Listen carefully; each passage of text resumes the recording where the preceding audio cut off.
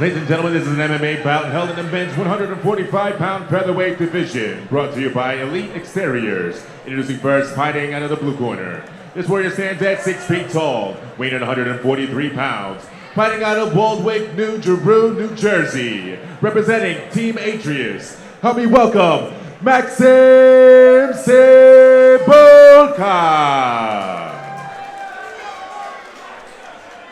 Introducing his opponent, fighting out of the red corner. This warrior stands at 5 feet 10 inches tall, weighing in 140 pounds. Fighting out of Patterson by way of Clifton, New Jersey, representing Grappling University.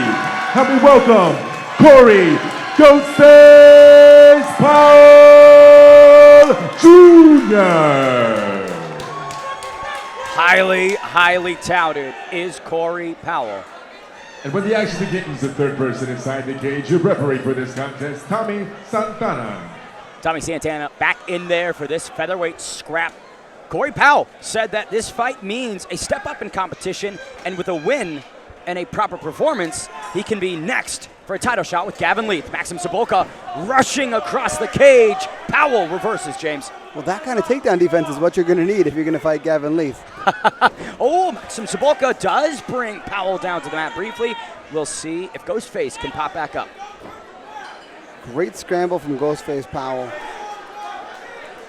Beautiful efforts right there. Țăbulcă right back on it. Powell, the TDD is holding up, James. Yeah, seriously. And again, I'm interested to see that we see Maxim, who's got the big kickboxing background, 5 kickboxing bouts in his backpack, to see that he's the one shooting for takedowns. Very interesting.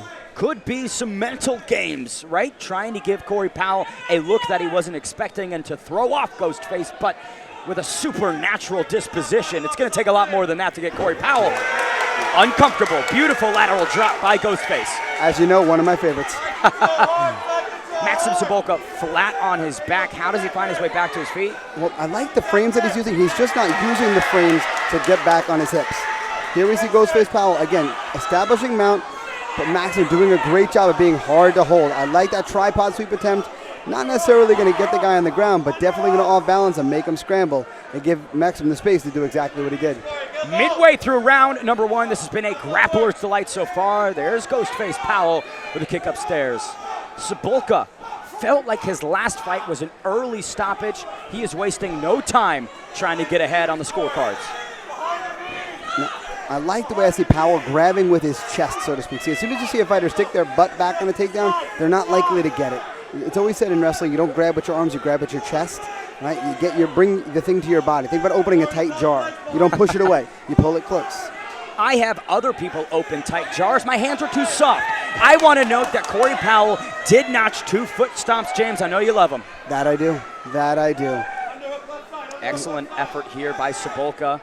Really just controlling the head position on both sides there. Exactly. We talked earlier when we saw Tyrese Sutton fight how much we wanted his opponent to control his head. But Maxim definitely doing that well until Corey's successful here. You can see how seasoned these guys are because you see Maxim, again, didn't accept the takedown. Hit the ground right away, scooted out to his butt. Already posting up, trying to get back on his hips, onto his knees, I should say. Just, again, a great back and forth. Can Țăbulcă pop the hips out, or will Ghostface suck him out and bring Țăbulcă down to the canvas? Max makes his way up, 20 seconds remains. Neither guy, I feel, really has made too much of an impact, but Corey Powell, oh! Big knee right there from Țăbulcă. Got to imagine that Ghostface might be rattled. Head kick attempt there. Oh! Another head kick. Powell wears it well, but Țăbulcă making the most of the time on the feet. James, your thoughts? That was shades of our second fight of the night right there, as we see Ghostface running headlong into that head kick. But man, what a beautiful grappling exchange. I am not envious of the judges because, again, I feel like you need a stopwatch in each hand. Who was winning the wrestling for when? Here we see, again, the great throw by Maxim as he tries to ride top here, but again, Corey finds his way up. Here's the hips in, that lateral drop that I love so much. A great head position by Corey Powell. Here we see, again, hips coming in, another takedown. Again, you see Maxim right away posting out and getting up. Here we see the knee on the break. Boom, right? That right hand had bad intentions. Exactly. Round number 2, evenly contested. What can Max Cepolka do to put himself ahead?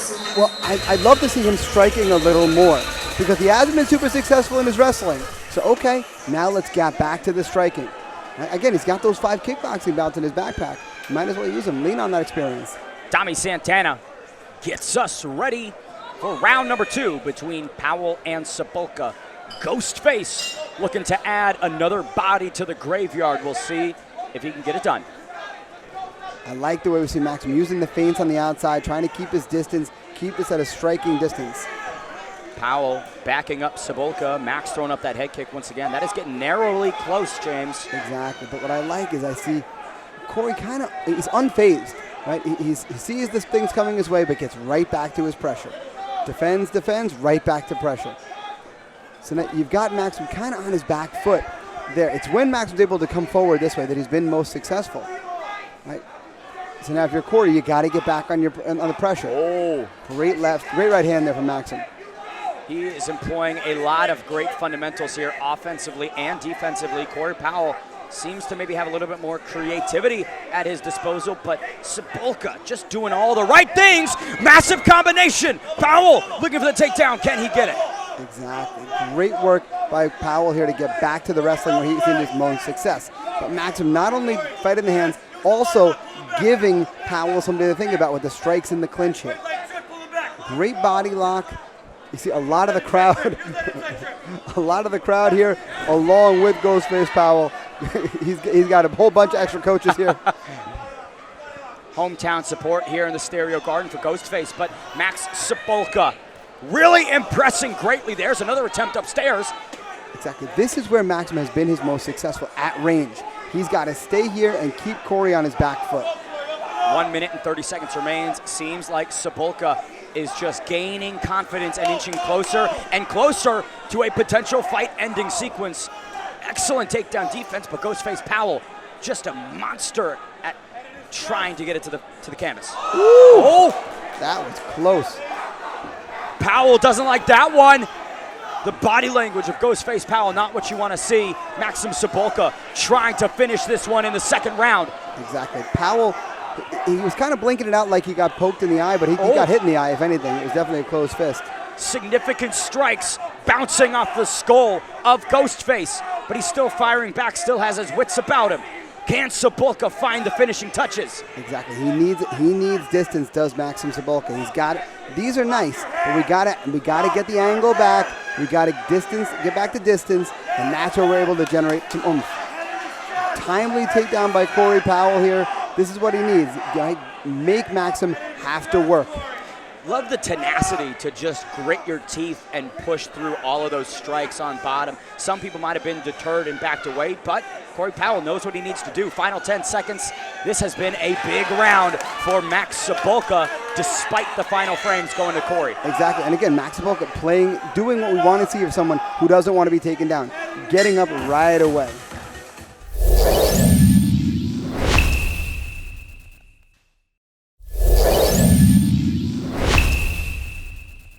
Tommy Santana, the best in the business, gets us going for round 3 between Cepolka and Powell. Excellent leg kick right there from Ghostface. He's got a bit of work to make up.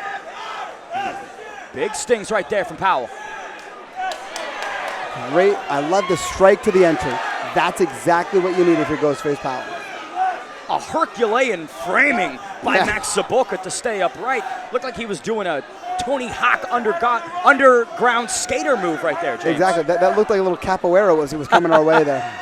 A great single leg entry here from Ghostface Powell. But we've got to work off of here. Right? Pressing our man against the cage won't get us to the finish we may need. Once again, tonight's fight's brought to you by Elite Exteriors. If you're not happy with the outside, contact Elite Exteriors and they'll make it elite. See, again, Maxim doing a great job of making Ghostface Powell have to work to stay here. Again, we hear the imploring of the corner of Ghostface Powell. I like that little go behind right there. Beautiful work off of that single leg attempt. Dragging him down, but what's Max Cepolka going to be on top in this one, I feel. Yeah, Max, he seems to be the man fresher in the scramble, but Ghostface Powell using that little sit out there, that duck under to get to the back. Diversification in the grappling here midway through round number 3. 90 seconds remains. And like we mentioned, Corey Powell likely needs a finish.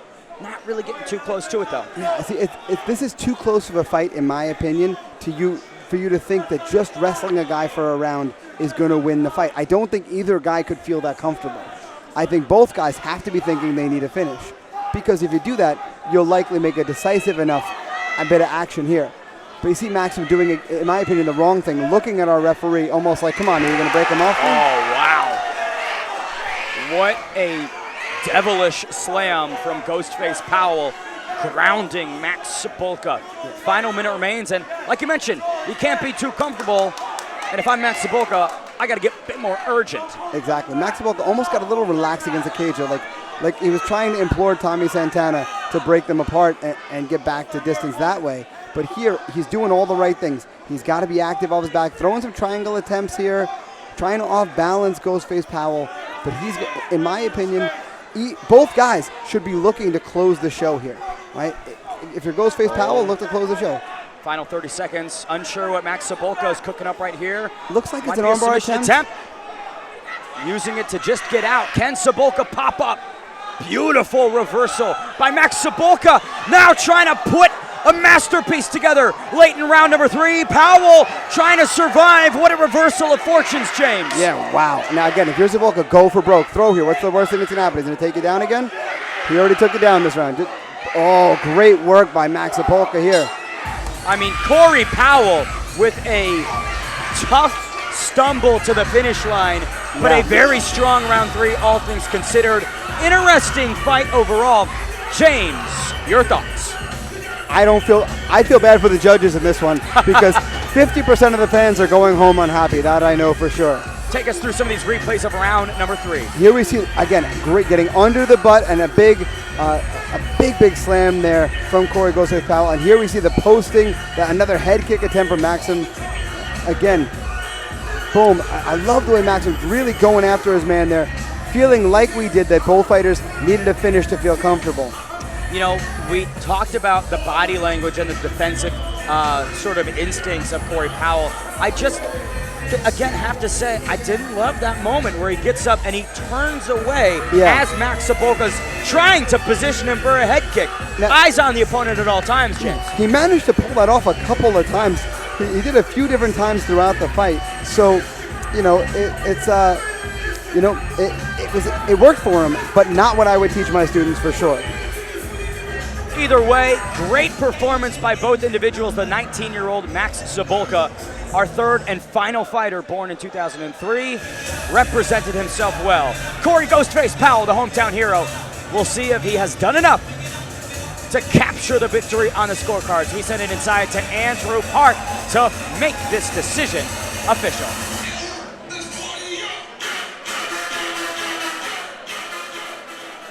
Ladies and gentlemen, after 3 3-minute rounds, we go to our judges' scorecard for our decision. All 3 judges scored the contest 29-28 with your winner by unanimous decision, Maxim Cebulka.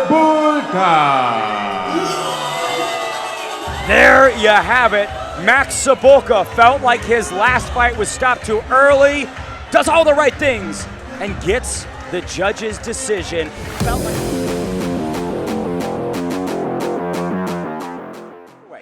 Ladies and gentlemen, it's an MMA bout held in the men's 130-pound catchweight division. Introducing first, fighting out of the blue corner. This warrior stands at 5 feet 6 inches tall, weighing in 130 pounds. Fighting out of Hornell, New York, representing Vicious Elite Army. Help me welcome Kevin Hickson. Introducing his opponent, fighting out of the red corner. This warrior stands at 5 feet 11 inches tall, weighing in 130 pounds. Fighting out of Baldwin, New York, representing Mutant MMA. Help me welcome Christian Carlo. And when the action begins, your referee for this contest, Tommy Santana. Tommy Santana, third man inside the cage here. Christian Carlo with the opportunity to take out a silver medalist. Kevin Hickson, the Blasian Beast, with a chance to shake up the Stereo Garden. Exactly. Now, guys from MMA typically super calm in the cage and also tend to come out like they got shot out of a cannon. So look for that early intensity from 𝐀𝐿. High pace for both guys. 𝐂𝐿 takes the center. Beautiful body lock. Carlo does get the takedown and in full mount, James. Amazing lateral drop. Great cage positioning now. He's got 𝐂𝐿's head into the cage. This is under the advanced rule set. So Christian's going to settle down, and he's going to look to work the head here.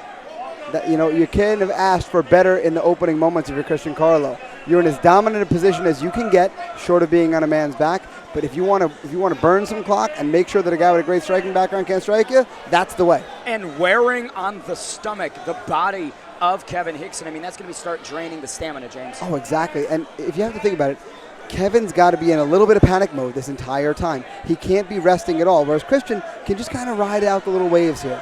Anytime Kevin's making a little bit of adjustment, Christian just goes with him a little bit and can be super, super relaxed. He's just going to wait for his moment because he's got 3 rounds. He doesn't need to finish this here. He could, but he doesn't need to. What is the path back to the feet for the striking specialist, 𝐂𝐿? First thing he's got to do is free his legs. Right? As long as his legs are inside the legs of 𝐀𝐿, bad things like this can happen. 𝐂𝐿 flattened out 𝐀𝐿, eliciting some ground and pound on the Black Beast. Now a body lock for 𝐁𝐿. That's got to sting. Yeah, and not only that, it's going to, again, it's going to suck up that gas tank of the Blasian Beast.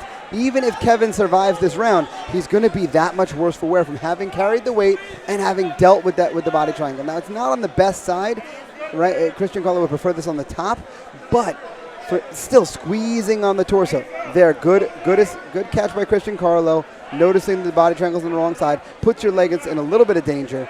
But again, it's just still such a squeeze. And besides, in my experience, certain people aren't as vulnerable to that leg lock just because of their build or whatever. I for one, when I hold a body triangle, hold it on the bottom frequently and I don't feel that same ankle pressure that many people do. I got Christian built like me, long legs, big feet. So those guys are typically kind of hard to straight ankle lock. 45 seconds remains in round number 1. It has been all 𝐀𝐿. Kevin doing a good job of mitigating damage and holding onto the arms, but still in a bad spot here, James. Exactly. And 𝐀𝐿 doing a great job of intelligently hand fighting without much urgency. Like, he's not desperately going after a choke, but he's doing enough here to keep Kevin on complete defense and unable to think about getting out. If you're thinking about not getting choked, you're not thinking about getting out. Kevin trying to do what he can, cage walking to get himself out of this position, but 15 seconds remain. This first round belongs to 𝐁𝐿, James. Exactly. He's trying to pull the head of 𝐀𝐿. Not the greatest way to get yourself out of there. 𝐂𝐿 frustrating, throwing some strikes off of his back. Not too effective, and certainly not the round that the vicious elite incumbent wanted. Exactly. 𝐀𝐿 with a great opening frame. It looks back at his corner and laughs, does 𝐀𝐿. Like, did you guys expect that? Like we said, the grappling improvements are palpable for 𝐁𝐿. Yeah, I mean, just beautiful, beautiful work on top. Really just did an amazing job overall. Maintaining top position, noting when things were not going quite right, and just keeping Kevin busy enough that Kevin couldn't be thinking about escaping because he was too busy thinking about surviving. If you're in Kevin 𝐂𝐿's corner, what is the advice in between rounds? If we want to show off the striking, we cannot clinch again. Right? We can't let 𝐀𝐿 get a hold of us because when he did, things didn't go well. Doesn't mean it's going to happen again that way, but again, we saw this in an earlier fight where this could potentially create hesitation in Kevin 𝐂𝐿. Is he going to now hold out on strikes a little bit, thinking, oh no, if I do, 𝐀𝐿 is going to charge me during the combination and get a hold of me, toss me around again. Kevin 𝐂𝐿 has battled back from severe adversity in his combat sports career and his life, making the most of it here in the Stereo Garden. He's got an opportunity, big catch. Oh, 𝐀𝐿 tries to pull guard, but now he finds himself on the bottom. 𝐂𝐿 with some ground and pound, but 𝐁𝐿 dancing with the grappling. Oh, looking for a leg, James. Beautiful leg work by 𝐀𝐿. He showed us this in his last fight. He is not afraid to be on the bottom, throwing up legs and doing crazy stuff just like that. Right? He was in that the whole. Honestly, even though he was in the bottom, he was winning that exchange the whole time. He was the one causing attacks. 𝐁𝐿 with a breakdancing-esque exit right there. Find his way back to the feet. 𝐂𝐿 now with an opportunity to get the hands going. 2:20 left in round number 2. Once again, tonight's fight brought to you by Swole House Meals. Big connection right there from 𝐁𝐿. one of the things that's always spoke to me about Christian's skills is he uses his range so well. He fights so long, which is great for a guy with his build. Kevin Hickson trying to find his way on the inside. Big connection there with the leg kick for both guys. Shin on shin, James. Yeah, not fun, not fun. Don't recommend it. Each guy very young in their career. Once again, Hickson with a lot of high-level kickboxing experience. Carlo, a brawler, but highly technical. Exactly. Again, he's got what we see so commonly from those mutant guys is he's a gamer, man. They're all so very well trained in the mental aspect of combat, meaning no guy really backs down. You don't see wills getting broken very often. You see guys who are well prepared, who know the game really, really well, but more importantly, who have that ability to just try to come out and close the show. The first of 2 Vicious Elite members on tonight's card, Andreas Quiroz, will be fighting later tonight. Kevin Hickson might be locking up a guillotine here, James. Not the greatest positioning on it. You can see the neck very straight of Christian Carlo, usually indicative that you're not in very much danger. He's in danger of losing his trunks, but that's about it. Kevin Hickson ripping the shorts apart here. You can see Christian Carlo not in danger. That's a hairy back that Carlo's got. Yeah, see, when you see a person whose neck is very straight, the choke is not in very deep. Now we got some bend in that neck. Now it's in a little bit deeper. But Christian Carlo still seems calm and composed, even though he's losing his pants on television, on pay-per-view here. But 40 seconds remain in round number 2. Carlo pops out. Gotta wonder, did Kevin Hickson blow the arms out a little bit? Not only that, you have to wonder about the decision-making there. You didn't do well with Christian Carlo on top of you before. Why are you going to give the man the opportunity to be here again? I mean, Hickson feet on the hips trying to push off. Carlo just snuggles his way back into that guard. yeah, great head positioning, putting his head exactly where you want it, where now you're really not in the danger of submissions or being reversed too easily. Hickson really just kind of stretching him out, not doing much with the guard. But again, if you're Hickson, not the greatest place for you to be either. We'll definitely have to address those shorts of Christian Carlo. Round number 2 comes to a close. And I gotta think, Christian Carlo up 2. Yeah, I mean, I would make the same assessment.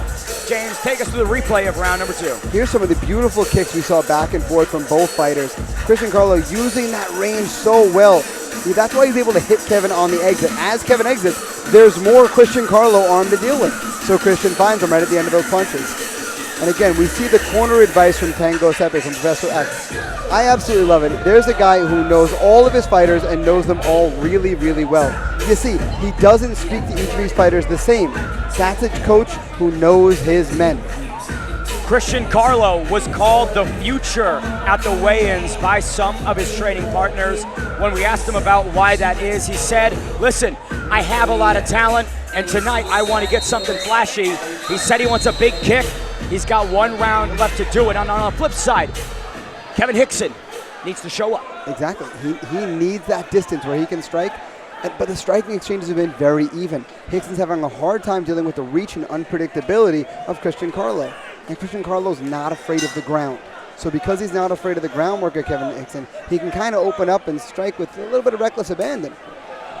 A 23-year-old who has captured a silver medal at the ISKA World Championships, the 135-pound full contact promotions champion. Kevin Hickson has been there and done that before. Now in round number 3, he gets going with some urgency. So again, we saw Christian Carlo, he's just, I'm not sure how much he's really going after these takedowns so much as he's just giving Hickson something to think about. Big connection by Hickson there. Now he's got the back. Let's see what he does with it. 2 minutes and 20 seconds. Massive kick by Hickson. The Blasian Beast fails to avoid the takedown, but rolls on top, James. But we see, again, he's going after that guillotine again. But we see again, Christian Carlo, he's not afraid of being on the bottom. So, now, the only thing I don't like is we're seeing a body triangle lock from the bottom. Traditionally a very defensive position if you're in Christian Carlo. But here's the triangle, right as I say that. Kevin Hickson potentially in danger of a sub here. Carlo has 2 minutes to lock it up. Armbar, now an armbar. That's it. Christian Carlo stops the silver medalist in round number 3. The blisteringly quick submission came from a triangle transition, and Carlo goes home on top. Yeah, beautiful work by Christian Carlo. Like I said, a guy who was not truly afraid of his opponent's ground game. And if that's the case, you don't have to be afraid of being on the bottom, especially we saw early in round 2, the way he was going after those legs and stuff, not a man afraid of being on his back. Here we see the triangle guard. Pay attention to the arm that's caught up a 𝐂𝐿𝐴. Watch, it goes in the chest of Carlo. Carlo makes a little hip angle here, bang. Catches bites the knee on the head, that's all she wrote. That bite of that knee on the head is all it takes to hyperextend that elbow. 𝐀𝐿𝐴 came in here with a lot of hype, a lot of energy, a lot of ambition, but Christian Carlo brings him down to earth at the Stereo Garden. Ladies and gentlemen, referee Tommy Santana called a stop to this contest at 1 minute 6 seconds in the 3rd round with your winner by way of armbar, 𝐀𝐿𝐴.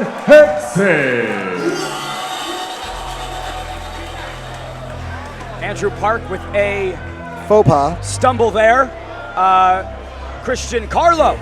Ladies and gentlemen, the card says 𝐀𝐿𝐴. The card says that 𝐀𝐿𝐴, but the winner of this contest is Christian Carlo. Everybody is human, James Leonella. We all make mistakes. Christian Carlo seizing the moment, the opportunity, and riding away with a 3rd round submission. Make it 2 in a row. Yeah. For Carlo. Exactly, and both in our Flex Fight Series cage.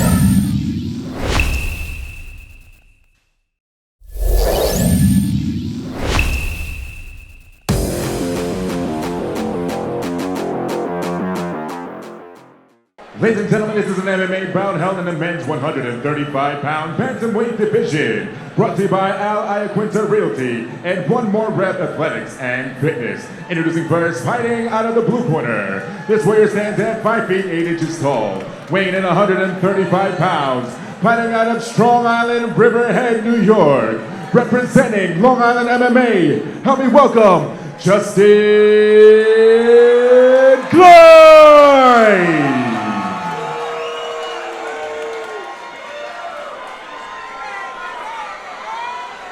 Introducing his opponent, fighting out of the red corner. This warrior stands at 5 feet 5 inches tall, weighing in 135 pounds. Fighting out of Patterson, New Jersey. Representing pound for pound Patterson, help me welcome Brandon Sanchez.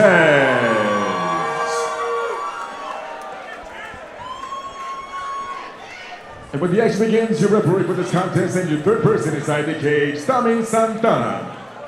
Tommy Santana gets us going in this feature prelim between the well-traveled and seasoned Justin Klein and the undefeated sensation in Brandon Sanchez. Klein has been alternating wins and losses since 2017. James, he's due for a win. Exactly, and he promised us a big one for sure, especially empowered by that new mustache. Justin Klein, one of the nicer guys that we got the chance to talk to midway through the, big connection by Sanchez. Klein's down and out. Brandon Sanchez remains undefeated with a shockingly quick, devastating KO of Justin Klein. Wow. Wow. He teed it up and he took him down, James. Yeah, I mean, Klein, he was protesting that stoppage a little bit, but he was certainly out of commission there. Wow. This replay, a just shocking KO brought by the leg kick. And James, take Here it we away. go. Boom, that right hand. That's what starts it all. Justin there. The right hand followed by the leg kick. And again, those shots there that followed to the ground. You can see Justin's legs weren't there with him as he stood back up. Tough as can be. Definitely wanted to keep fighting, but thankfully the referee was there to save him from himself. Because after that left hook that followed that right hand, Justin Klein's wits had left him for sure. Make it 3 first-round knockouts in 4 victories for this 22-year-old. He's dedicating this fight to his brother Jeremiah, who passed away 2 years ago.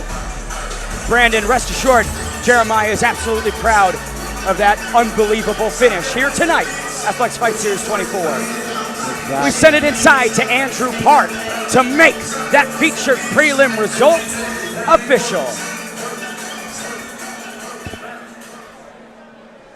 Ladies and gentlemen, referee Tommy Santana calls a stop to this contest at 14 seconds of the very first round with your winner by knockout, Brandon Sanchez.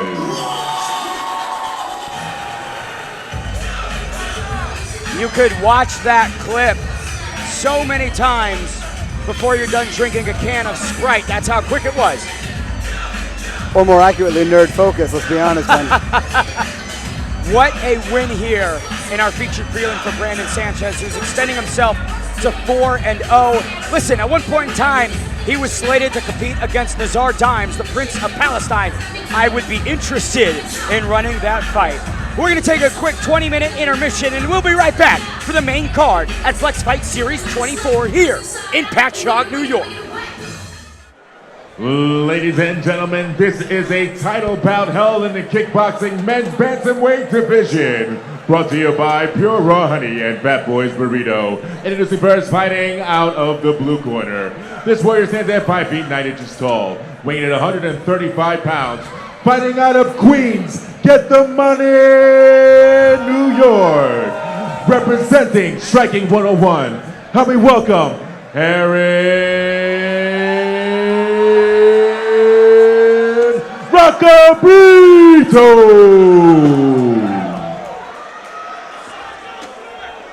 Introducing his opponent, fighting out of the red corner. This warrior stands at 5 feet 6 inches tall, weighing at 135 pounds. Fighting out of Hornell, New York, representing Vicious Elite Army. Help me welcome Andreas Quiros.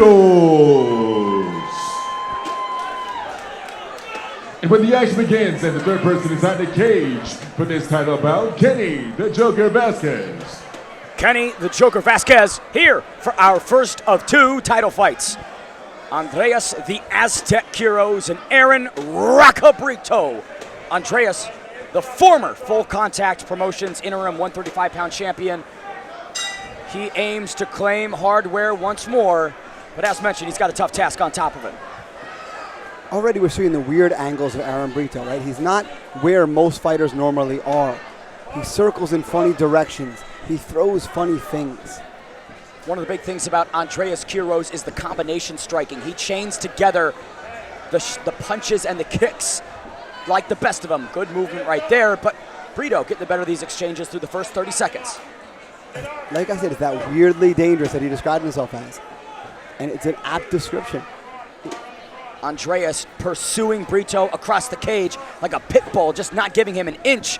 Brito doesn't like that. Yeah, Brito really, he likes to be able to explore the space. He likes like that. He wants the room here between them where he can throw his jab, throw his funky things. The Aztec looking to spear Aaron Rockabrito with a combination of lightning quick strikes. Brito's expression has not changed through this entire early going. He is serene. Yeah, but again, very experienced. 9-2 in kickboxing, 2-0 in MMA. Oh! The Aztec with a stumble there. He's got a Muay Thai fight. He's got a Tri fight. So very, very experienced. This is old hat to him. 40 seconds remain. This title fight is brought to you by Swole House Meals. Andreas Quiros putting on a lot of pressure, but Aaron Brito seemingly having the better of these exchanges. Yeah, I mean, he's just using his range really well, and he's giving Andreas a hard time with that range. To Andreas' credit, he is closing the distance, but Aaron's making it hard for him to do anything with it. Quiros has had so many challenges and obstacles in life to overcome. Before he was at Elite Vicious, battled periods of homelessness, getting let go from the military. But here he is, fighting another fight against Aaron Brito. Brito brings him down. The conclusion of round one, we saw the heart and willpower, the pressure of the Aztec meets the funk man himself in Aaron Brito. Yeah. He just really showed off that just funk, weirdly dangerous that he is. Again, interesting angles, interesting things. He's throwing a very solid, kind of stiff jab.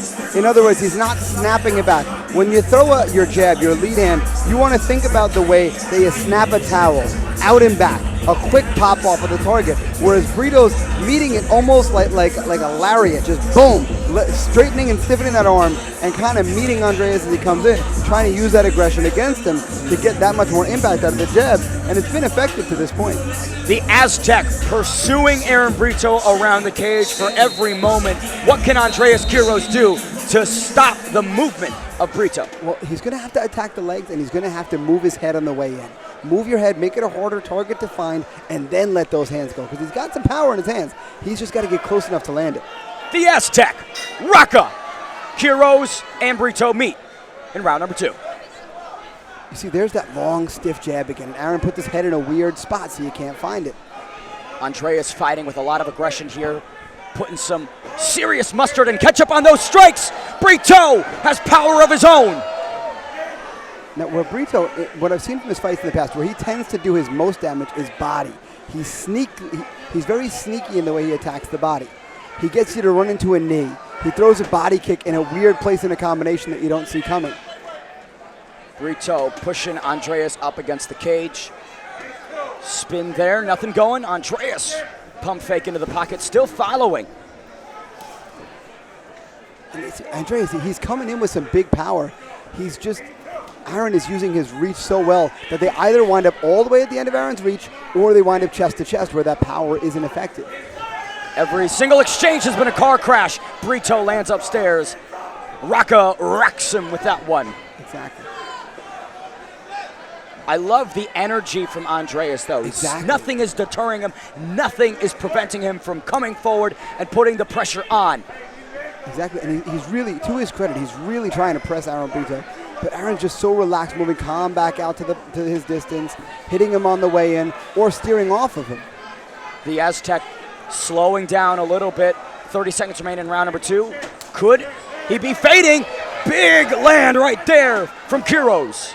Yeah, and I mean, Aaron very defensively responsible. So these big shots that Andreas is throwing, they're not meeting much. And there was one of those sneaky knees that Aaron throws. He catches you committing, and he lets you run headlong into that knee. That's how he took out Romeo in his MMA fight with us back last April. Big land right there from Raka 𝐒𝐷. But you saw how he sent it up? He threw his knee up to let Andreas think about running into the knee and then let the hands go instead. 𝐂𝐸 heads back to the corner, likely by all accounts down 2 rounds. Aaron 𝐒𝐷 Yeah, I mean, feels cool, calm, again, collected. That knee, integrating it, adapting to it as the fight is overcoming. He's seeing, okay, Andreas is coming in, leaning down a little bit. How about he meets the top of my knee? Exactly, and we see in Andreas the body language and the facial expressions of a fighter who's feeling frustration, who's feeling like despite all the pressure he's putting out there, and he is putting a ton out there, he is really trying to smother Aaron 𝐒𝐷, but Aaron is doing everything that he can to make sure that he is not there to be hit. I've had the pleasure of rooming with the Elite Vicious crew at our Airbnb with Has Costas. They are a well-oiled machine. In terms of training and the structure that goes into their preparation, it is second to none. However, the Aztec needs to come up big here in the Stereo Garden. He's got an interesting riddle here that he's dealing with. And I always love to see what fighters do with the puzzles that other fighters throughout them. The former interim bantamweight full contact champion, Andreas 𝐂𝐸, eats a big right hand there from Raka 𝐒𝐷. I like Andreas. He's already coming out a little differently. He's little stutter steps to his right, throwing his head to weird spots. Oh. He's throwing at Aaron, a little bit of Aaron back at him. There is now some pop in both of their shots as 𝐒𝐷 gets the better of these exchanges. Andreas clinches. Good land right there. Again, Andreas now taking some angles, kind of trying to slide off to the right before he comes in. Exactly. Like I said, giving a little of that funk back to Aaron. Oh, big land from the Aztec. Aaron 𝐒𝐷 now getting the worst of these exchanges. Andreas, the pressure is breaking Raka 𝐒𝐷. It's a great adjustment by Andreas, the way he's setting things up with feints. He's again trying to use a little of that weirdly dangerous against Aaron. The body language of 𝐒𝐷 no longer loving this one, but there's a big left hook that changes the equation. Exactly. Oh! Seemed like more of a shove than a knockdown. Stumble from the Aztec again. Kenny Vasquez, the best in the business. Yeah, Aaron 𝐒𝐷 seemed a little frustrated without not being ruled a knockdown, but I'm gonna agree with that assessment. 45 seconds remain in round number 3. Once again, this title fight is brought to you by Swole House Meals. Andreas 𝐂𝐸 has just not let up with the pressure. Exactly. His gas tank seems endless. Jumping Superman punch from the Aztec. But it gets met by that Superman punch from Aaron 𝐒𝐷. 𝐒𝐷 fading as this fight continues. Can the Aztec come alive in the fading moments of round number 3? Well, who can blame him? He's had Andreas just in his face this whole time. And as relaxed as Aaron is, you still got a man coming at you for all this time. The Energizer Bunny that is the Aztec. Andreas Quiroz pushing to the final bell. Excellent kick right there. Brito evades. I believe we have reached the end of our title fight. Aaron Brito, in my opinion, has done enough. I would agree with that assessment. Again, weirdly dangerous. Aaron coming over and showing respect as he always does. I love this dude.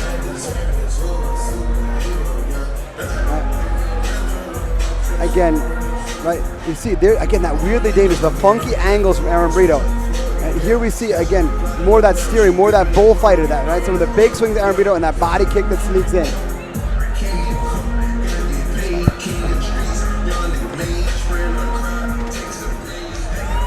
Excellent effort by the Aztec, Andreas Quiroz, but by all accounts, Aaron Brito will be the new bantamweight kickboxing champion.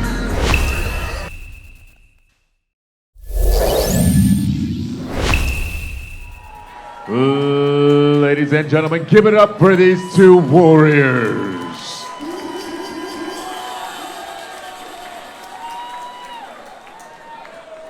After three 3-minute rounds, we go to our judges' scorecard for our decision. All three judges score the scorecard 30-27 with your winner and new kickboxing men's bantamweight division champion, Aaron Brito.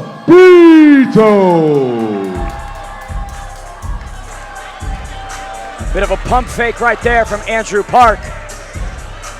Regardless, Aaron Brito, at 28 years young, is the new bantamweight kickboxing champion. A gutsy effort by the Aztec. This was the test that Brito needed. He said he feels like he's found his stride. Now 3-0 under the Flex Fight Series banner. He's proving it. Ladies and gentlemen, this is an MMA fight held in the men's 135-pound bantamweight division. Brought to you by Stronger Snacks and Deep Territory. Introducing first, fighting out of the blue corner. This warrior stands at 5 feet 9 inches tall, weighing in 131 pounds. Fighting out of the concrete jungle, Brooklyn, New York, by way of Chiang Mai, Thailand. Representing Big Dog Snake Pit, help me welcome 𝐂𝐿 Calderon.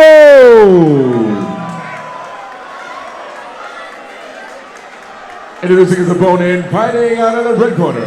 This one stands at 5 feet 9 inches tall, weighing 134 pounds. Fighting out of Freeport, New York, representing Mutants MMA. Help me welcome Kamal Dynamite Dunkley.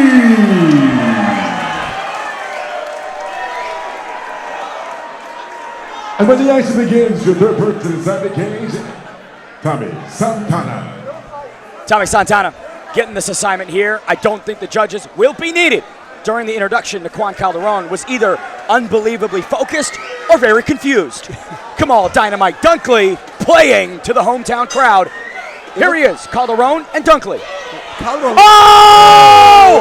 One punch knockout! Whoa. Dynamite Dunkley eliminates 𝐂𝐿 Calderon! What an electrifying finish here in the Stereo Garden! Dynamite Dunkley does it again! Wow! 𝐂𝐿 Calderon is complaining about that stoppage, but when he went up, when he stood up, his feet aren't with him anymore. I mean, wow. You cannot draw it up better than that for Kamal Dynamite Dunkley. There's only one person in the arena who's going to be upset, and I think it's his teammate Zachary Blumberg, because he might have just beat Zach Blumberg's record. Wow! Here it is. Here's the replay, the entire fight. Tommy Santana gets us going. Yeah, they're coming out here. Here, little jab there, bang! That's it, out. Legs are gone, arms are gone. He's far, far away. Again, 𝐀𝐿, he's complaining about that stoppage, but he's in a different dimension right there. Dynamite Dunkley adding a body to the graveyard here in the Stereo Garden. Yeah. Patchogue, New York is on notice. Wow. Wow. Just a beautiful shot. I mean, I would watch that highlight 4 or 5 more times. We might have a chance to while they're setting up the official decision. Kamal Dunkley. Here we go again. 𝐀𝐿 Calderon. Unbelievably quick. You see, he's loading up the right hand. Watch, here, touch with the jab, bang, right over the guard. That's all she wrote. Right on the chin. 𝐀𝐿 Calderon was seeing the pearly gates. Well, the thing is, you can always tell when someone's out if they don't make any attempt to break their own fall, and 𝐀𝐿 made no attempt to break his own fall. Back-to-back first-round KOs. We send it inside to Andrew Park to make that Dynamite Dunkley finish official. He dedicated this fight to his mom, Michelle. I'm sure she's proud with that one. Thank you, Michelle. Ladies and gentlemen, Tommy Santana called a stop to this contest at your new Flex Fight Series knockout record. For the fastest knockout in Flex Fight Series, give it up for Kamal Dynamite Dunkley at 5 seconds of the very first round. 5 seconds. All Dunkley needed.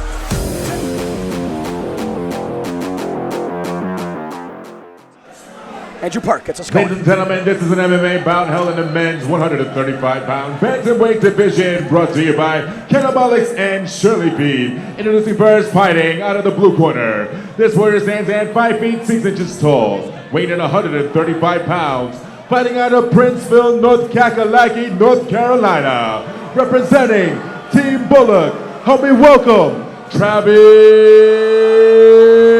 the Last Dragon Bullock.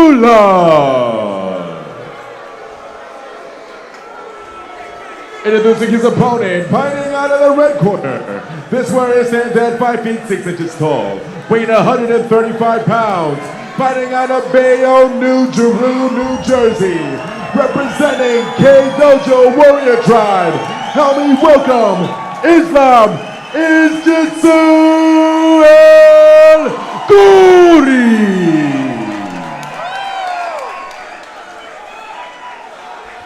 And when the action begins, your third person inside the cage and referee for this contest, Tommy Santana.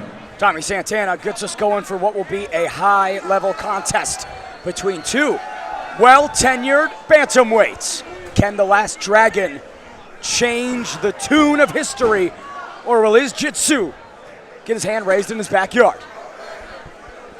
Tommy Santana switches the positioning. The second or third time we've seen Tommy Santana do this. I'm not entirely sure as to why he is. Best in the biz, Tommy Santana. The Last Dragon, Travis Bullock, has been an unbelievable force. This entire week, Tommy Santana playing some mind games. One thing, interestingly, Islam said to us yesterday, the fighter interviews, he said, I can take him down and submit him whenever I want, but I'm going to show my stand-up and I'm going to knock him out. Travis Bullock avoids the early aerial assault from his jiu-jitsu. Big shots by Bullock don't land, excuse me.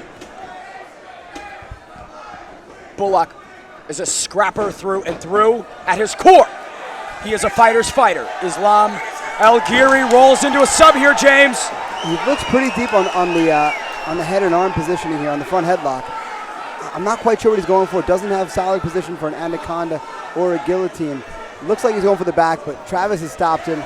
We get ourselves to a mount position here, exactly where Islam would like to be. I'm very surprised personally that we saw Travis even think about shooting for a takedown. The Last Dragon eating a barrage of strikes. Islam is Jitsu Algieri trying to put the finishing touches on here. Travis Bullock trying to evade. That is it! Is Jitsu finds the first round submission. He severs the Last Dragon inside 2 minutes. James, Well, what a finish. Exactly. Islam told us, if it went to the ground, I can submit him whenever I wanted. And, I mean, hard to argue with that performance once it hits the ground. Right away in dominant positions, right away able to secure that submission. Here's the finish. James Leonelli, walk us through. Well, we see a barrage of punches from Islam El-Giri here. And as Travis turns, Islam turns him right in the choke, seals it up, and that's all she wrote. He did a great job of leading Travis directly into the choking arm. As he did, boom, able to apply that choke. That was the fight. Ladies and gentlemen, referee Tommy Santana called to stop this contest of 59 seconds in the very first round with your winner by way of rear naked choke, Islam 𝐀𝐶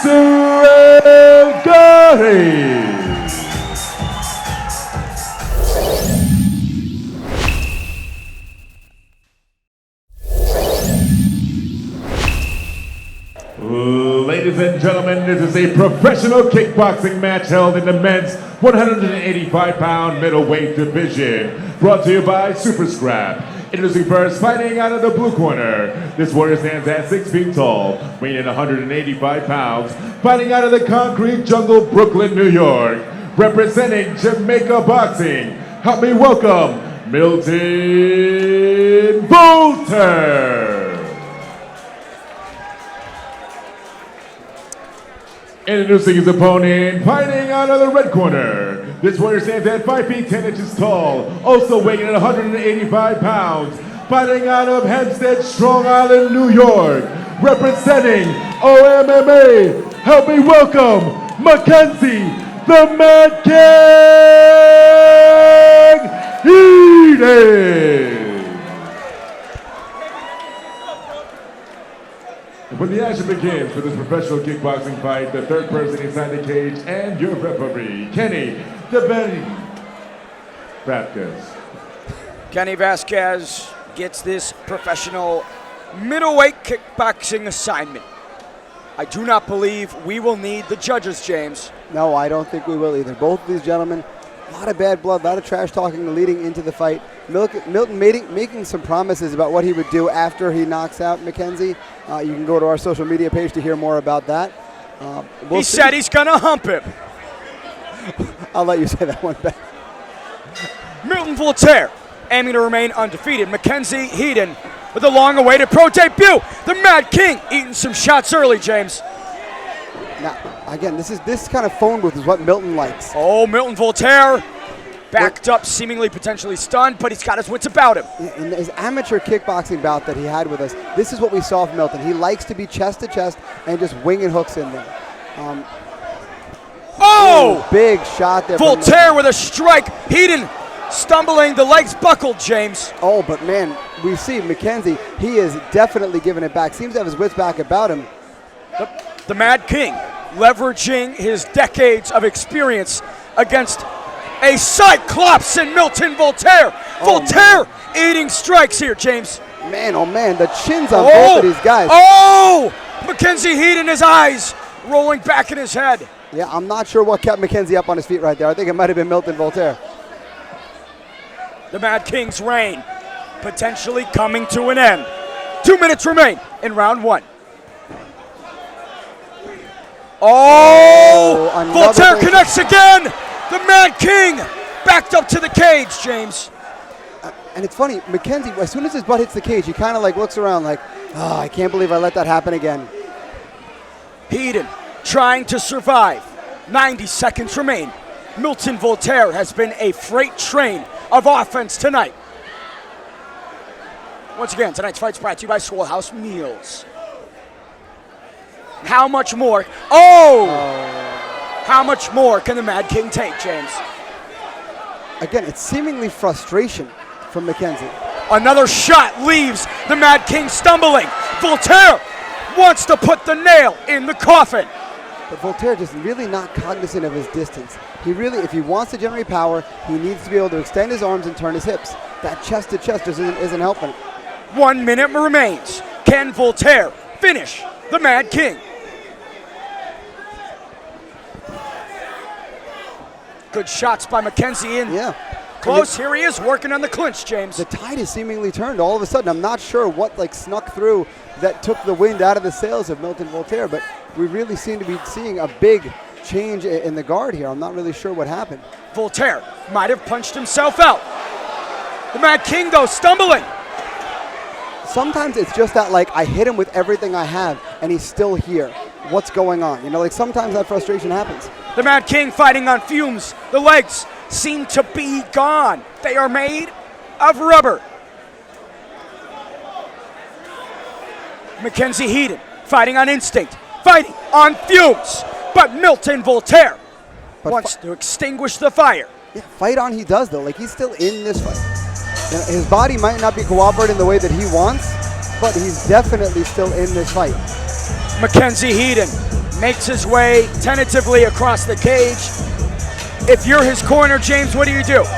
I'm telling him, first of all, I'm sitting him down. I don't want him looking wobbly to the doctors or commission. I want him sitting down so we can try to spend this minute and get his wits back about him. Now what he needs to do is keep those hands in position, right? Get to working the body, slow Milton down, but this clinching approach will definitely take some of the wind out of the sails of Milton, but we gotta make sure we're not leaving him our hands out there, right? That's where Milton catches him, over the top. We see that, again, Milton catching him on the counter. Milton Voltaire is playing ping pong with 𝐀𝐭�𝐶 head. I'd also love to see some more kicks from 𝐀𝐭�𝐶. Milton has a very boxing-heavy style, so because of that, hangs his head very, very low. If you're 𝐀𝐭�𝐶 throwing a kick to the body or legs afterwards, you might run into his head whether you intended to or not. The Mad King's long-awaited professional debut not going the way he wants. Milton Voltaire. Questions regarding the stamina. He has thrown a lot of volume, James. We'll see. And Milton's always so hard to read. His facial expressions never really scream confidence, and I feel the same in this moment. It's like he's wondering, how is 𝐀𝐭�𝐶 still here? I've hit him with all these nuclear warheads. How is he still here? Kick from 𝐒𝐰𝐞𝐫. Combination from Voltaire. But 𝐀𝐭�𝐶 firing back early in round 2. Nice knee sneaking in there from 𝐀𝐭�𝐶. Now he is punishing Milton Voltaire. Knees in the clinch. Kenny Vasquez, momentary timeout, unsure what the stoppage is. Warning to 𝐀𝐭�𝐶. Milton Voltaire took a lot of damage, James. Yeah, I'm not exactly sure what happened there. I mean, this being a pro kickboxing bout, I do imagine they are allowed to knee the head. I'm not entirely sure. Either way, both men get a bit of a break. And I think they both need it, to be very fair.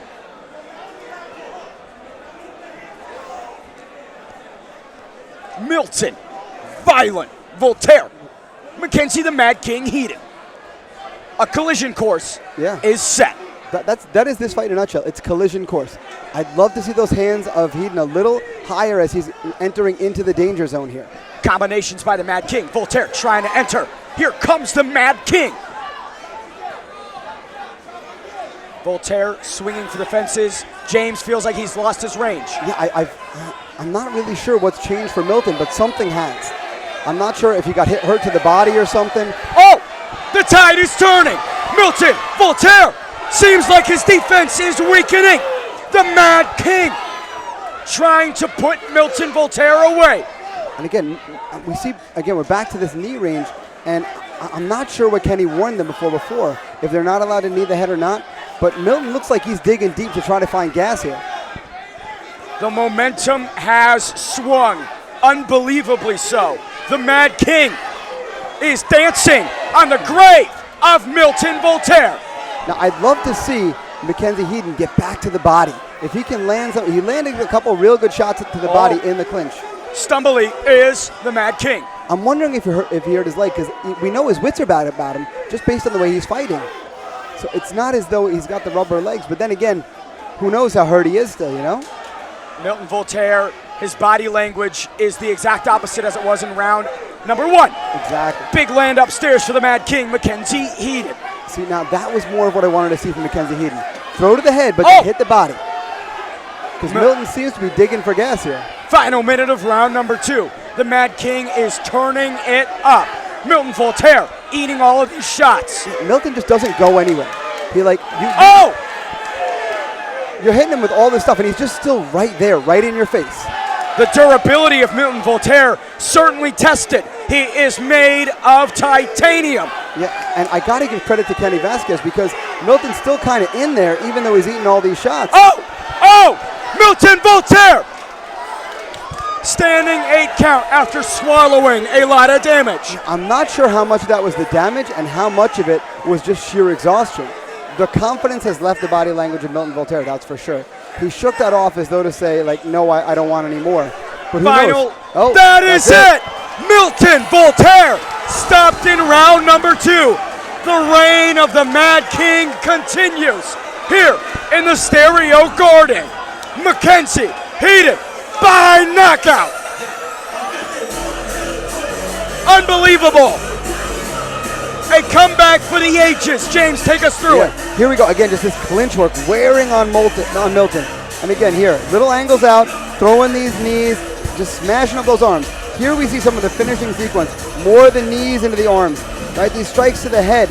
And then eventually there's just this flurry here against the cage where Kenny Vasquez just kind of has no choice as Milton is stumbling forward here. And again, I don't know how much of that was damage from the shots. I don't know how much of it was just sheer exhaustion. It looked like Milton Voltaire has left the building mentally.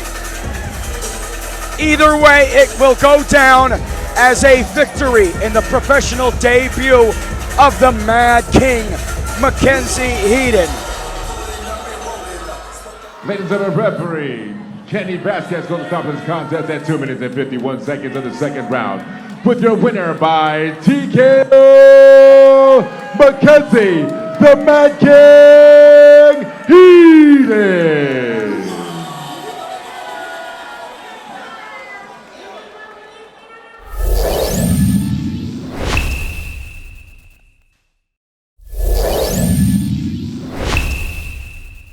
Ladies and gentlemen, this is an MMA bout held in the men's 125-pound flyweight division, brought to you by Nerd Focus. Introducing first, fighting out of the blue corner. This warrior stands at 5 feet 6 inches tall, weighing at 121 pounds, fighting out of Medford, Strong Island, New York, representing Vega Fight Team and Law MMA.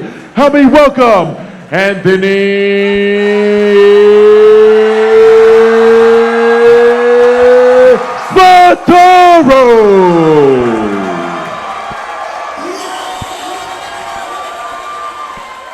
Introducing his opponent, fighting out of the red corner. This warrior stands at 5 feet 4 inches tall, weighing in at 125 pounds, fighting out of Crestview, Florida, representing Team Godwin. Help me welcome Austin Godwin.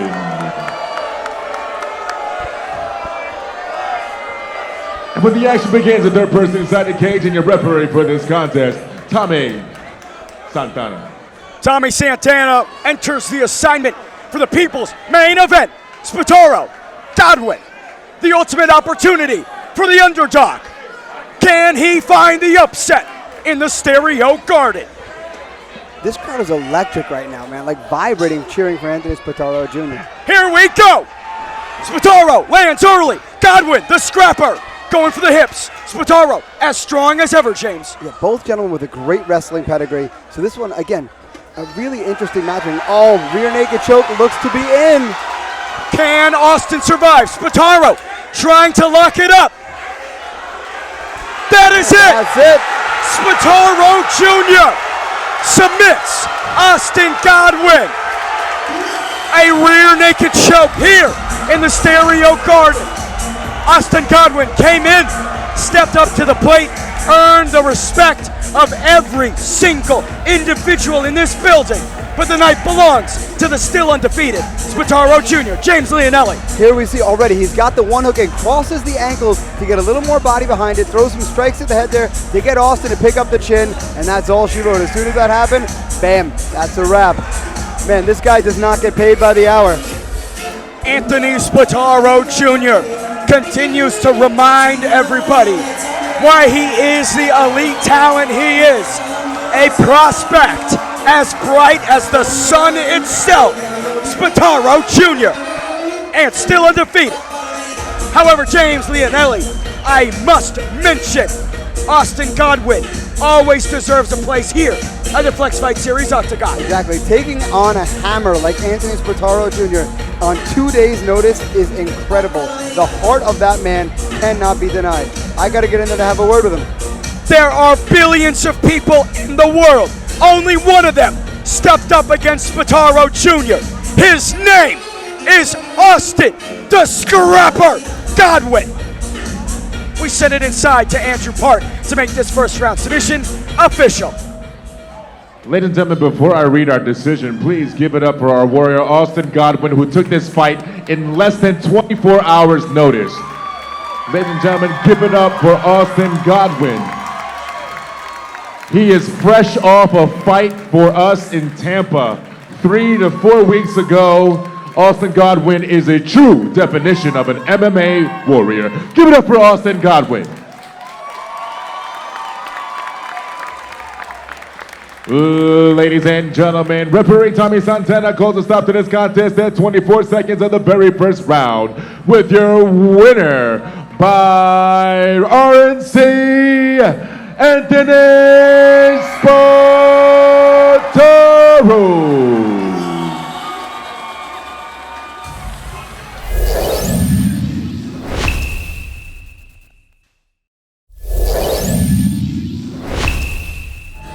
Our co-main event, Yandali Marin. We send it inside to Andrew Park. Ladies and gentlemen, this is your co-main event of the evening. Ladies and gentlemen, this fight takes place in the professional Muay Thai women's 125-pound flyweight division, brought to you by law offices of 𝐂𝐨𝐸𝐞𝐫𝐶. Introducing first, fighting out of the blue corner. This warrior stands at 5 feet 7 inches tall, weighing in 125 pounds. Fighting out of State College, Pennsylvania, representing Central PA MMA. Help me welcome Kelly Marin.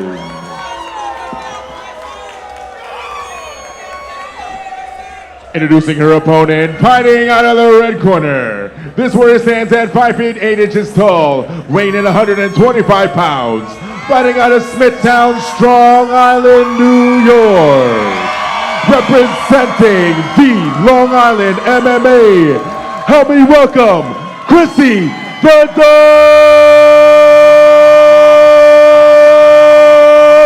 Gentoli.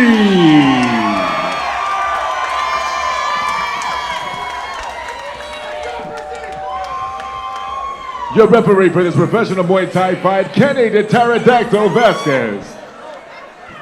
Kenny Vasquez gets the assignment in our co-main event. An unbelievable reception here in the Stereo Garden for Chrissy the Doll Yandali. I was just going to say, her and Anthony Spataro Jr. have to argue it out over who had the loudest pop of the night. Kenny Vasquez gets us going here in our co-main event. Side kick up top, Yandali lands with the right hand. Triples up on it, but here comes Kelly Marin, James. Yeah, I'd like to see a little more head movement from Kelly because she is really trying to smother the range of Chrissy Yandoli here, but really unsuccessfully because she's bringing her head in a straight line. First clinching exchange, Kenny Vasquez breaks it up. Marin pushing forward. The power of Yandali, deceptively strong, James. Exactly, and she's using her range so well as she typically does. She really hits at the end of her strikes, which is where that most power leads. Now Marin, good strength there in the clinch. And great clinch work, clipping the knees here, right? Throw into the legs, throw into the body. This is where Kelly told us she was going to show off some tools, knees and elbows. Oh, the doll busted open. Barbie is bleeding, James. But man, oh man, Kelly Marin is taking, she is paying the toll big time every time she comes in. But Kelly Marin not interested in being defeated here in the Stereo Garden. Exactly, she's almost walking in elbows forward. Just trying, here, let me rub my bony parts against you and hope to cut you. All aggression from Kelly Marin. Yandali with a huge laceration. Now Kelly on the offensive. Clinch exchange, Kenny Vasquez breaks it up. Great air breaks from Chrissy Yandoli there to not throw that elbow to the back of the head. The game plan is set for Kelly Marin. Make her bleed. And there she goes again, another elbow in the clinch. Chrissy Yandoli controlling the striking. At range, Kelly Marin in the clinch, a problem. Exactly. Now, this is what we've seen in a few fights this evening, a tale of two ranges. Right? When 𝐀𝐨𝐿 Iandoli's out here, she's turning Kelly Marine into a Pez dispenser. When they get in that clinch, Kelly Marine is just taking things that hurt and smashing them into 𝐀𝐨𝐿 Iandoli. Painted with crimson blood is 𝐀𝐨𝐿 Iandoli. Shades of Ric Flair over there. 50 seconds remain. Kelly Marine with an unbelievable start to round one. And again, we see Kelly just whipping elbows in from just funny angles. Ooh, that cut on the top of the head. That cut is deep. Yeah, that cut on the back, on the top of the head of 𝐀𝐨𝐿 Iandoli there is no bueno. But Iandoli, a true warrior, never stops competing, never stops trying to win. I'm looking for Kelly to throw another elbow or two, and another big elbow there. Kenny Vasquez with a separation. Iandoli trying to fight through the pain. Yeah, see, and it's funny, like, who's getting the better of this? Because when they're at range, 𝐀𝐿's winning. When they're in close, Kelly's winning. Here comes the strikes of Kelly Marine. If you're Iandoli, how do you mitigate the elbows? How do you cancel it out? Hand fighting. We got to get ourselves chest to chest. Hide our head behind them. Those cuts are not looking good, and the blood is coming down the eyes of 𝐀𝐿 Iandoli. Hopefully the cutman can clear that up a little bit, and we can get this fight to continue, because I, for one, am enjoying it. A tidal wave of blood. Here are the highlights. Kelly Marine entering the clinch with ferocity. Elbows and elbows. Exactly. We see 𝐀𝐿 making her pay the toll at distance, but Kelly just coming in winging elbows from funky angles. And to her credit, 𝐀𝐿's trying to fight him off, but you see here's, again, more of that long-range striking where 𝐀𝐿's so successful.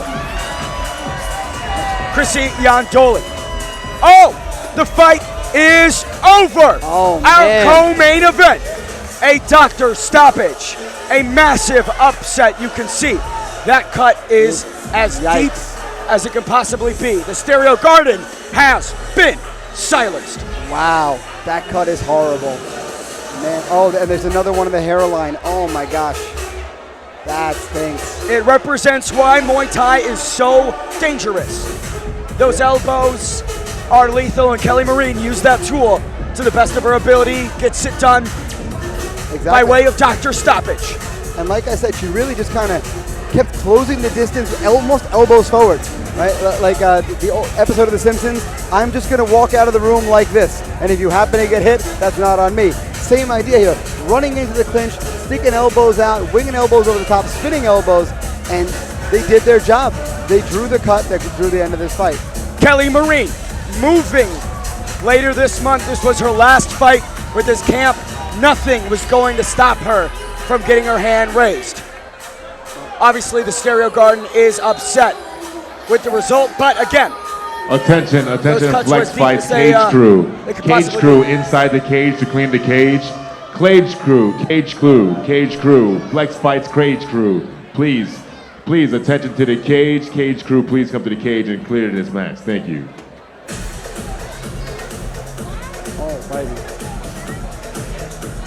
a lot of concern for 𝐀𝐿 Iandoli, who again embodies the spirit of a warrior. Exactly. The doctor stopped it. 𝐀𝐿 Iandoli would have continued fighting. Exactly. I was noting as you came back in the corner, some of the blood running down. That's right. Once again, shout out to the East Brentwood Fire Department. If the blood's falling in their eyes, they can't see, they can't defend themselves properly, and that's where the referee and the doctor have to come in and save the fighters from themselves. A disappointing night for the hometown hero and her entourage at the Stereo Garden. However, what a result for Kelly Marine. The world is against her. She gets it done via TKO. And with that, it looks like I got to head in there and have a word with Kelly. I'll see you guys back in a few minutes. 𝐀𝐿 Iandoli enjoys a round of applause. Ladies and gentlemen, referee Kenny the Pterodactyl Vasquez called a stop to this contest at 2 minutes and 59 seconds of the very first round. With your winner by TKO, Kelly Marine.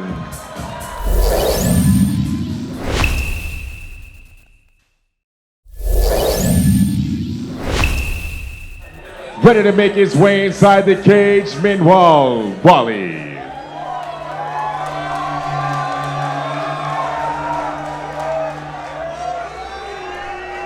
no stranger to the spotlight. It's 𝐀𝐻𝐭, the great Wally, 24 years young, but his reputation precedes him. 2 fights, 2 knockouts at Flex Fight Series.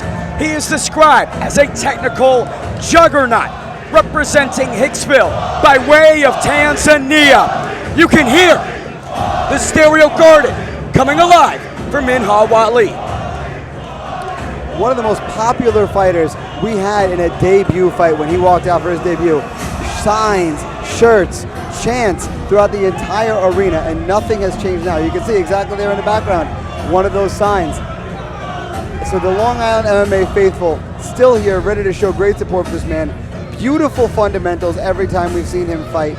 Really just done an amazing job of keeping his opponents at range and using the devastating power that he has.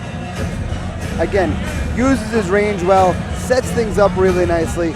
Really, really beautiful, beautiful fundamentals. When asked what this middleweight amateur kickboxing title meant to him, he said everything, but nothing at the same time. 3 years ago, he was 260 pounds, talking about being counted out, thinking it was just a phase when he started mixed martial arts. Now, here's the shot to be a champion.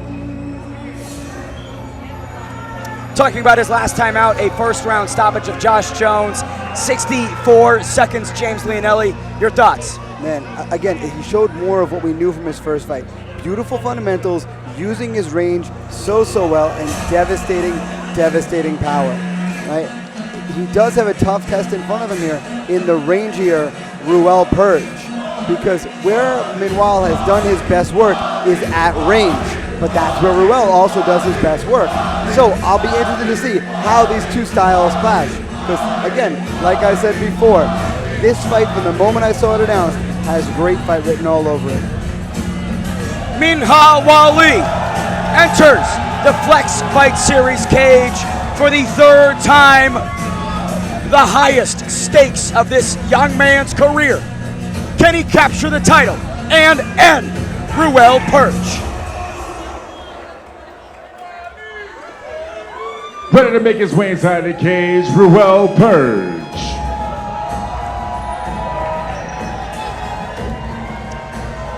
The Jamaican hitman, Ruel Purge, 39 years old, fighting out of New York by way of Jamaica, out of Victory Mixed Martial Arts. He has so many years of training under his belt. He's accomplished so much in combat sports. Getting doused with the smoke on the entrance. That was a really cool visual. He was bored of playing soccer, basketball, and the other sports at his disposal. Came to Victory MMA to mix it up. He moved to the United States around a decade ago. Has been making a name ever since. James Leonelli, the stereo garden is against him. But that's nothing new to Ruel Purge. He has had some very game opponents, and he is very at home in our Flex Fights cage. He is undefeated in combat sports in general and in the Flex Fights cage. Last time out with a beautiful head kick knockout over Shaka Burney. Conor McGregor-esque hands behind the back, taunting some shots out before finally letting the head kick go that ended Shaka Burney's night. Again, we know this is probably going to be his last ride here. When he told us in our fighter questionnaire that this fight meant closing a chapter to open a new chapter, I had to press him as soon as I saw that. Ruel, what does that mean? And he says, you know, fighting requires a lot of dedication, a lot of sacrifice, and it's a time in my life where I need to make some other choices. We take it to the Swole House tail of the tape in our main event of the evening between Ruel Purge and 𝐀𝐻𝐭 Wally. 3-0 for the Jamaican hitman, the great Wally. 2-0 on the flip side. 15 years separate these two fighters, with Ruel Purge being the elder. He will be slightly taller, with an inch in height. Each guy weighed in quite close to each other, 185 for Purge, 186 for Wally. Ruel Purge, the final ride of his career as a kickboxer inside the Flex Fight Series octagon. Can he close it out with a title, or will the great Wally level the Jamaican hitman? Our main event Purge Wally is upon us. Ladies and gentlemen, this is Flex Hard Fight Easy. This is where legends are crowned champions. This is where warriors are crowned forever. Ladies and gentlemen, Strong Island, New York, make some noise. This is your main event of the evening. This is a title bout held in the men's kickboxing 185-pound middleweight division. Brought to you by Swole House Meals. Introducing first, fighting out of the blue corner. This warrior stands at 6 feet 1 inch tall, weighing at 186 pounds. Fighting out of Hicksville, Strong Island, New York, by way of Tanzania, East Africa. Representing Long Island MMA, help me welcome Minwal the Great Wally.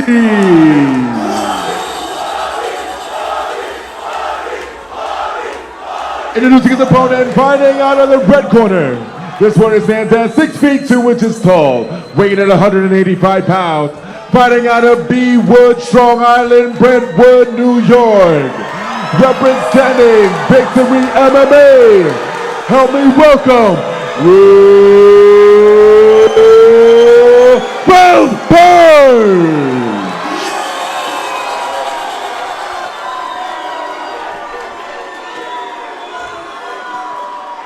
Ladies and gentlemen, your referee for this title professional kickboxing fight, Tommy Santana.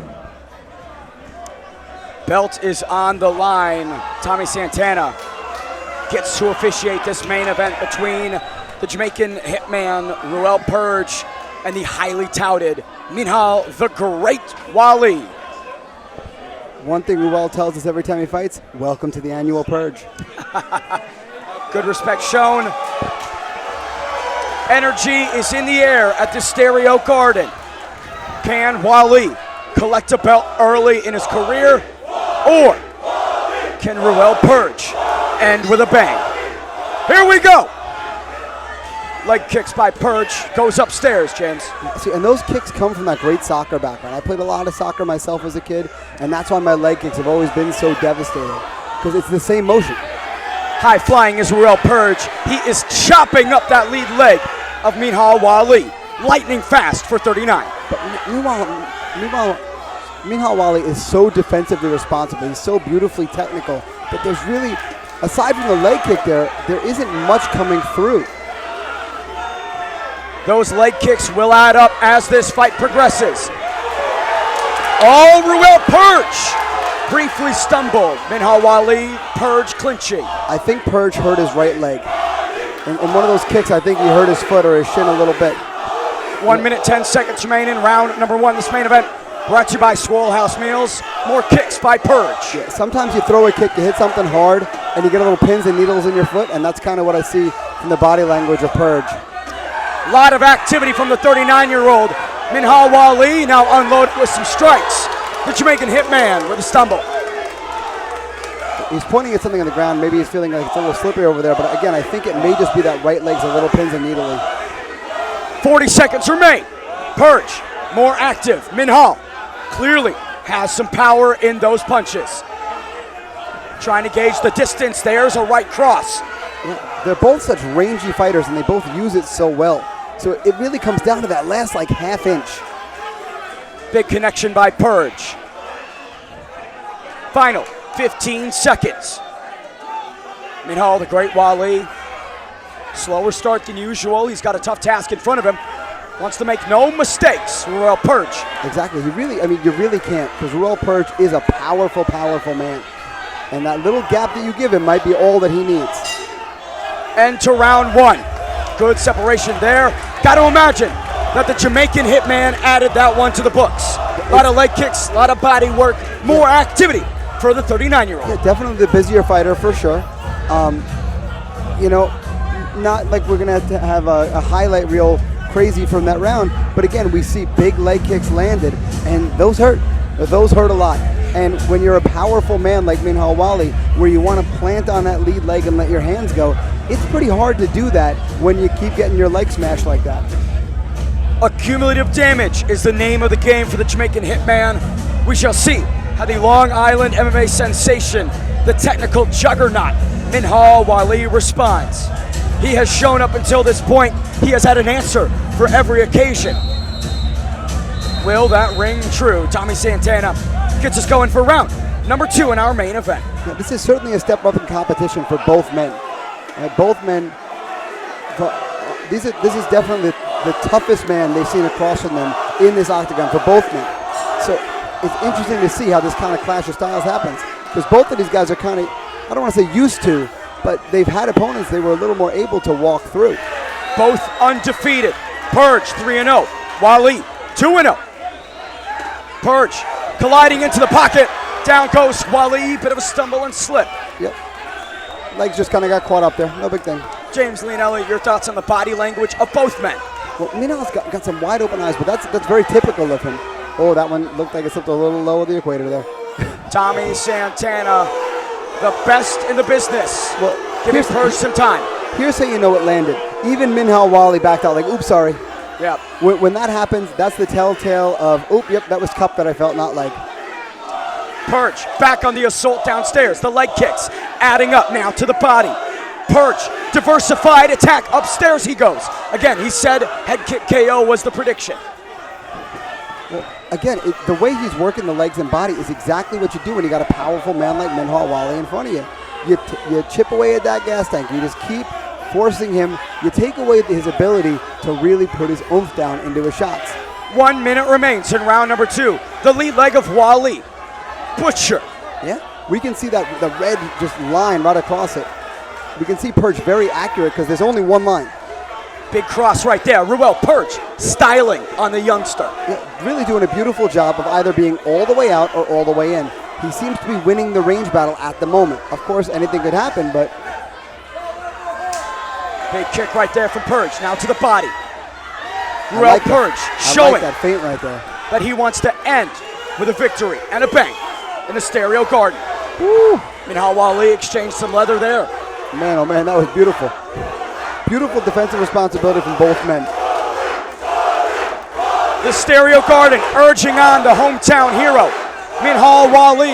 Now coming forward, Wally with a moment of success, but Ruel Purge snuffs it out. Exactly, he did exactly the right thing. Meanwhile, was starting to find his range, so Ruel did exactly the right thing, smothered him up. The end of round number 2. 𝐿 Wally, hands on the knees, bending over. Ruel Purge, business as usual. Yeah. Take us to the replay. You always say boom, more the jumping kicks, just diverse in where he's throwing his kick. It's a lot of the same kick, but I like that little pump fake to the hip to lead to the hands there, just to give. We know he's hurting 𝐿 with those kicks. Of course, how could he not be? A man that big kicks you, it hurts. So when he's got his attention, now he's using that feint to set up everything else. If you're in Ruel Purge's corner, you're telling him more of the same. Defensive responsibility, but don't be afraid to let those kicks go for sure. If you're 𝐿 Wally, I feel like we're down here, so we got to throw a little bit. We got to let those hands go a little bit more. It's time for the great to take some risks. Exactly. Time to engage and give it all he has. One final round in our main event of the evening. Exactly. Ruel Purge pitching a shutout thus far, but you can never count out 𝐿 Wally. Exactly. Both these guys have the power to change this fight in a moment. Now, as you can see, Tommy Santana lets him know, third and final round, right here, right now. it's going to be a little unclear if they were going to touch gloves or not right there. Yeah. Maybe a headbutt for Ruel Purge. Again, Santana wise to all of the in-octagon scenarios. Yeah, it seemed more incidental than anything else. I'm not really sure what Tommy Santana's having a conversation about. Asking him how his day is. Apparently. Good kicks by Ruel. 𝐿 Wally, one final round to get it done. There's some shots from the great. Ruel Purge might be stunned. Big strikes by the Jamaican Hitman. At distance is where both these guys do their best work. So again, we have a gunfight here, and who's going to be able to continue to land their particular gun from this distance? 𝐿 Wally, the cannon. Ruel Purge, the machine gun. More volume, more activity has been the deciding factor thus far. 1 minute and 10 seconds remains. Most specifically, Purge, it's been those kicks. Those kicks are very powerful, very accurate, and he's busy with them, right? Wally, what we've seen from him in every performance up to this point in his career, it's been the right hand and the left hook to get it done. So he needs the space to get that done. Minhal Wali has less than 60 seconds to come up with an answer for the 39-year-old Jamaican hitman. There's Ruel Purge with a blistering combo. Exactly. Big Superman punch for Purge. Doing a beautiful job there of, again, feinting that kick. He's got Minhal Wali's attention with the kick. 30 seconds remains. Wali with a Hail Mary blow, gets stunned. From Purge. Minhal Wali trying to hang on. By all accounts, down every round. Final 20 seconds. Can the Great land the finishing blow? A super competitive fight, but what we're really seeing is Ruel Purge control the distance, and that seems to be the tale of this fight. Body shot from Wali, but too little, too late. The Jamaican hitman with style points in our main event. And that is it. Round 3 comes to a close. The undefeated record of Minhal Wali, in all likelihood, snapped by the Jamaican hitman. I would agree with that assessment. No love for the 39-year-old here tonight. James, take us through the highlights. Here we see, again, pumping the jab. Minhal trying to return the favor with the leg kicks, but we see Ruel using his range so well. Here we see the fighters broken apart, where we see right away Ruel calling for some action. Come on, let's go. And then throw in those hands. Boom. Trying to end with a big flurry to end his kickboxing career. But man, oh man. Seems like there's some confusion on the side of Minhal Wali. Tommy Santana telling the referee that we might be going 2 more rounds. No, they're collecting the scorecards. Minhal Wali might have misunderstood that there were only 3 rounds instead of 5.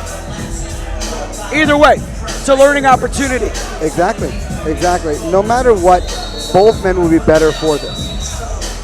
At 24 years young, these are the types of tests that you want from Minhal Wali. He's going to come away. Oh, apparently we're going more rounds. I am unsure what is going on. Minhal Wali and Ruel Purge. Final round. Ruel Purge going to town on the youngster. I'd imagine if it big shot by Minhal. Referee Tommy Santana rules it a stumble. The Jamaican hitman.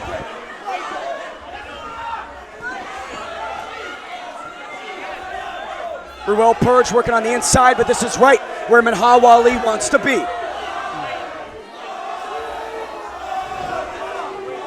The cheers from the Stereo Garden for Minhal Wali, urging the hometown hero to try and get a comeback. Big kick by Purge. Exactly. I have to imagine if we're in these rounds here that there are going to be 5 rounds, because you rarely see fights that are an even number of rounds, so you can split them.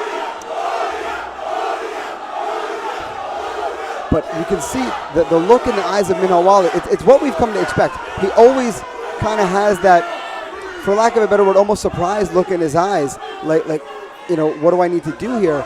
But it has led to success previously.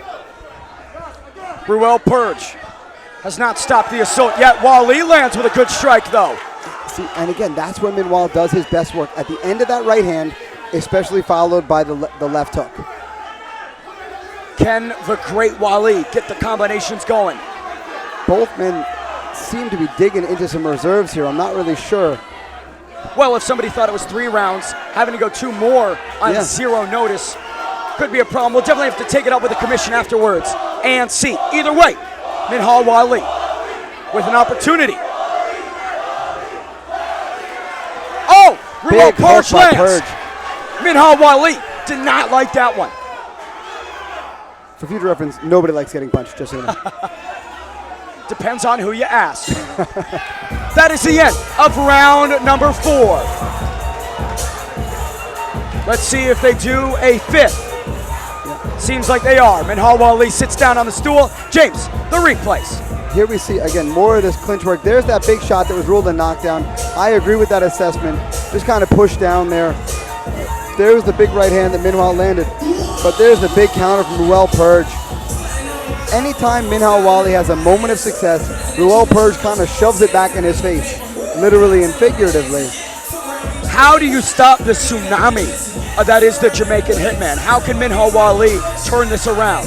He's got to get back to his range. The problem is his range is just inside Ruel Purge's range. And every time he gets there, Ruel Purge grabs a hold of him, forces the way forward. At the extended distance is where Ruel Purge has been the most dangerous. So if you're Wally, you need to be just a tiny bit closer than you've been, right? But not so close that Ruel can lean on you. I do want to say the bantamweight amateur kickboxing title is the same level as the middleweight amateur kickboxing title. If I'm Andreas Quiroz, I might protest a little bit. Final round between Purge and Wally.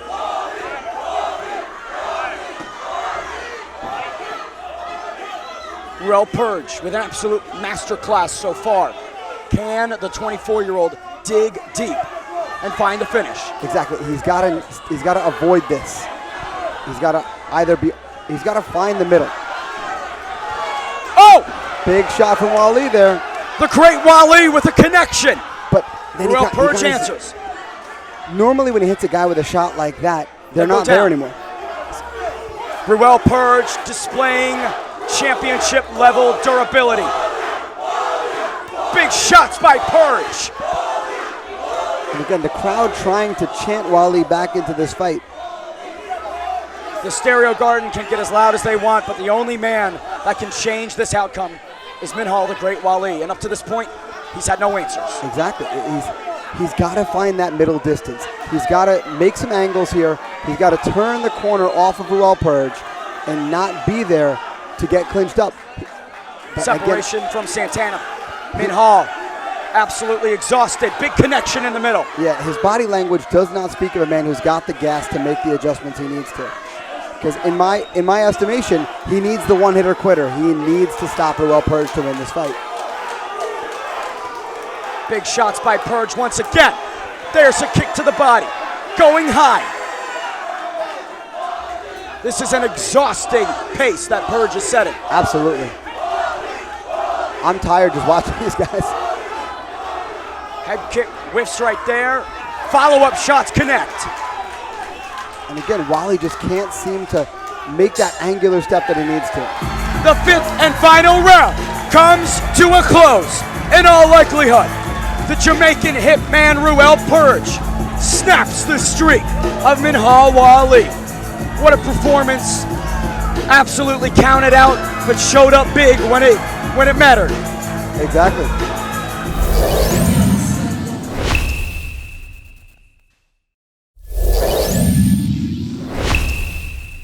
Ladies and gentlemen, after 5 3-minute rounds, we go to our judges' scorecard for our decision. The judges scored this contest 50-45, 49-46, and 50-45 with your winner by unanimous decision, Ruel Purge. An absolute shutout by Ruel Purge in his final ride in Flex Fight Series. You want to go out on top, follow the Jamaican Hitman's lead. Good respect and sportsmanship shown between both guys. Minhwa Wally has an unbelievably bright future. He is as talented as anyone can be at 24 years young and will absolutely improve on this. The next time you see Minhwa Wally, don't blink because he will be a problem. But in our main event, it's Ruel Purge who comes up large. We send it inside to James Leonelli to talk to your new middleweight champion, Ruel, the Jamaican Hitman Purge.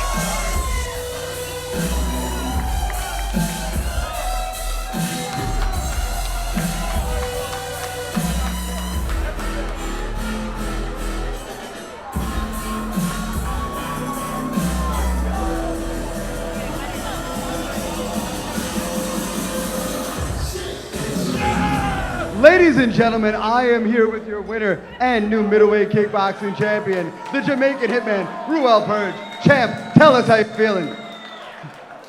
Man, you really asked that right now. Mucho feliz. Hard not to be after a performance like that, a game opponent in front of us. Tell me about the game plan and how you executed it. Well, the game plan with my coaches was try to slow him down. We know he's strong, he has a strong punch, so we got to take out his knees. And Charlie taught me that move with outside, inside, and he saw I was doing it a lot, so I know it was hurting him in the stomach. And after that, we just capitalize on blitzing and so forth. Yeah. Absolutely. Your kicks seem to be the tail of this fight, a skill that we have seen you use over and over and over again in this cage. Now, in our pre-fight interviews, you did mention that this may be the end of a chapter. Am I putting you on the spot a little bit here, champ? Hey, you see that pretty lady right there? She's the reason why I'm back in here again. So if you want to see me again, you got to contact that pretty lady over there on the phone. Ladies and gentlemen, you heard it here first. If you want to see our champ back, talk to his wife. Ladies and gentlemen, one more time, give it up for our new champion, 𝐒𝐻 Purge. I want to say something. Yo. Listen up. Big shout out to Minwal Holly, he's a fucking beast. Second, big up Long Island MMA. You know I love you guys. You know that. This guy here knows that. Omar Punches, you're somewhere around here, right? Thank you, Victory MMA, the best school ever. They're the reasons why I have this. My sponsors, I want to say thank you to Farmer Parks, Jonathan Webb, Architect, McGinley Adhesive, all of them. The list goes on and on. Hey, I got to talk. I'm the Purge, man. Ladies and gentlemen, welcome to the annual Purge. My brother, respect. All right, somebody take the mic away. I am done. Flex Fight Series 24, what an event it was. 𝐒𝐻 Purge reigns supreme in our marquee matchup, taking away the undefeated record of Minhal of the Great Wally, who again will most certainly be back better than ever. In our people's main event, Austin Godwin, the savior of the Stereo Garden, showed up on less than 24 hours notice against the undefeated Anthony Spataro Jr., who notches another first round submission. Big KOs from Zach Blumberg and Kamal Dunkley. That is a team at Mutant MMA that you do not want to mess with. I've been Ben the Vein Davis. It's been a true honor and a pleasure to call the fights here tonight alongside the seasoned Sensei James Leonelli. I'll see you guys next month for Flex Fight Series 25.